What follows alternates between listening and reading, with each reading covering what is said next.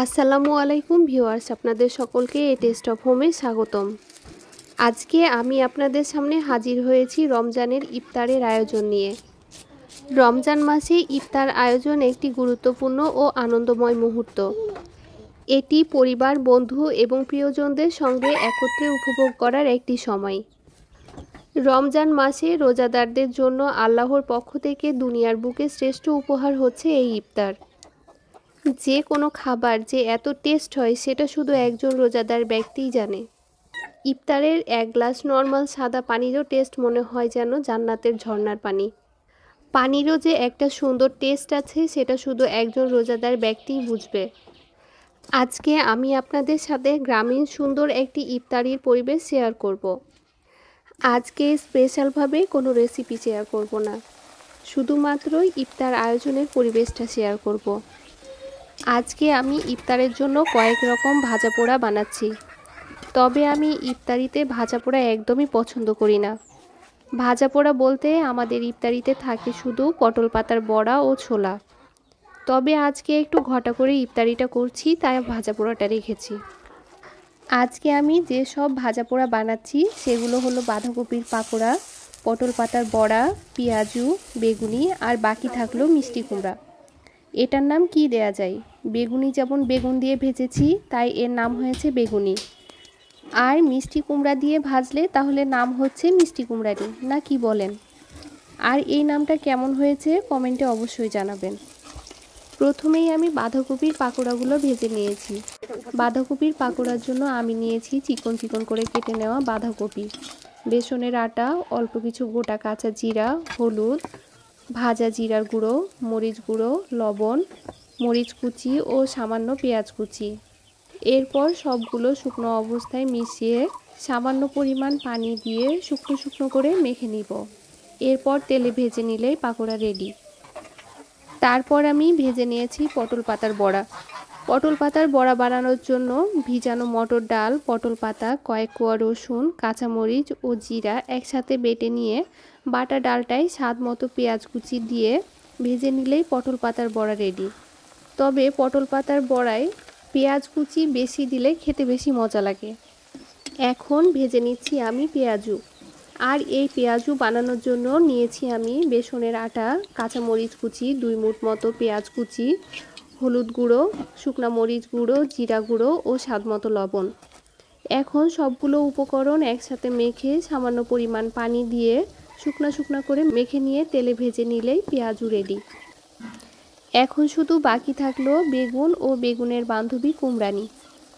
আর এই বেগুন আর কুমড়োর জন্য আমি একসাথে বেসনের আটা নিয়ে তাতে লবণ, হলুদ, জিরা, মরিচ ও অল্প কিছু কাঁচা গোটা জিরা দিয়ে দিলাম। তারপর মিশ্রণটাকে পাতলা করে গুলিয়ে প্রথমে বেগুনিগুলোকে ভেজে নিলাম। বেগুনির আটায় গোটা কাঁচা জিরা দিলে বেগুনটা ভাজার সময় জিরাটা সুন্দর ভাজা ভাজা হয়ে যায়। আর খাওয়ার সময় এটা যখন দাঁতের নিচে পড়ে তখন সুন্দর একটা স্মেল আসে, আর খেতেও অনেক ভালো লাগে।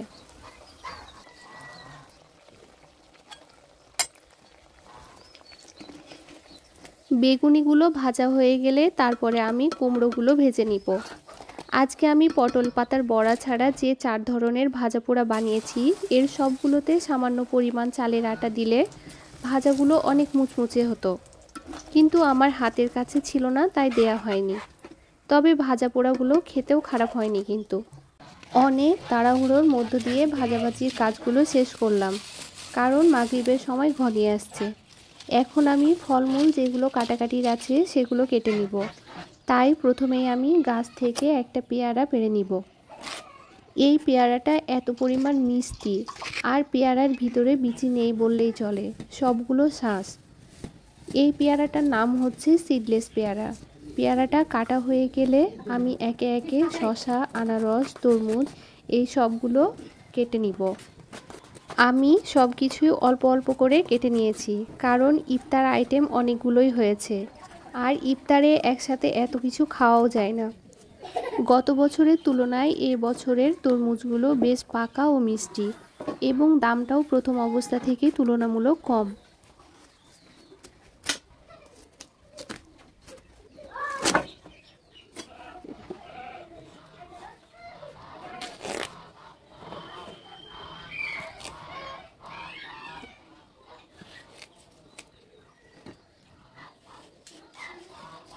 সন্ধ্যা ঘনিয়ে আসার কারণে হাঁস, মুরগি, ছাগল সবাই জানান দিচ্ছে তাদের ঘরে ওঠার জন্য।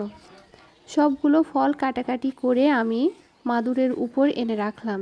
এখন বাকি আইটেমগুলো রেডি করে নিব। এখানে ভেজানো ডালটা আমি কুচানো পেঁয়াজ, কুচানো কাঁচামরিচ, লেবু ও সাদা লবণ দিয়ে মেখে নিব। এই ডালটা খেতে এত পরিমাণ মজা আমি কি বলবো, এটা না খেলে বুঝবেন না। এই ডাল মাখায় লবণ ও লেবুর পরিমাণটা ব্যালেন্স হলে খেতে একদম দারুণ হয়। এখন মাখিয়ে নিব রান্না করে রাখা ছোলা। এই রান্না করা ছোলাটা কেন জানি আমার এমনি এমনি ভালো লাগে না, কিন্তু এতে পেঁয়াজ, শসা, টমেটো, ধনেপাতা দিয়ে মেখে খেতে খুব ভালো লাগে। এখন প্লেটে প্লেটে করে সব ইফতারগুলো সাজিয়ে নিব আর শরবতটাও রেডি করে নিব। ইফতারের আর বেশি সময় নেই, খুব তাড়াহুড়ো করছি। আজকে আমার ভাইটা বাজার থেকে জিলিপি ও মিহিদানাও নিয়ে এসেছে, তাই এই সবগুলো বাটি প্লেটে ঢেলে নিচ্ছি। এই মিহিদানাটা একদম বুন্দিয়ার মতো, শুধু দানাগুলো ছোট ছোট, কিন্তু খেতে একদম বুন্দিয়ার মতোই হয়।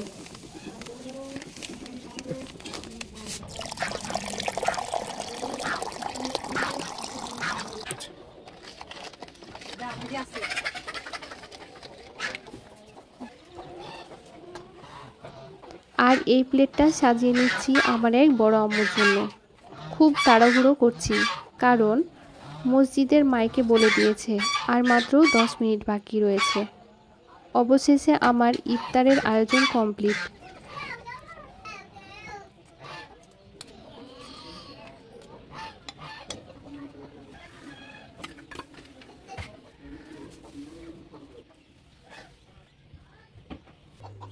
আর এই দেখেন মাগরিবের আগে প্রকৃতির চেহারা কতটা নীরব ও নিস্তব্ধ, খুবই ভালো লাগে সময়টা। আজকে তাহলে এই পর্যন্ত, মাগরিবের আজান দিয়ে দিবে এখন।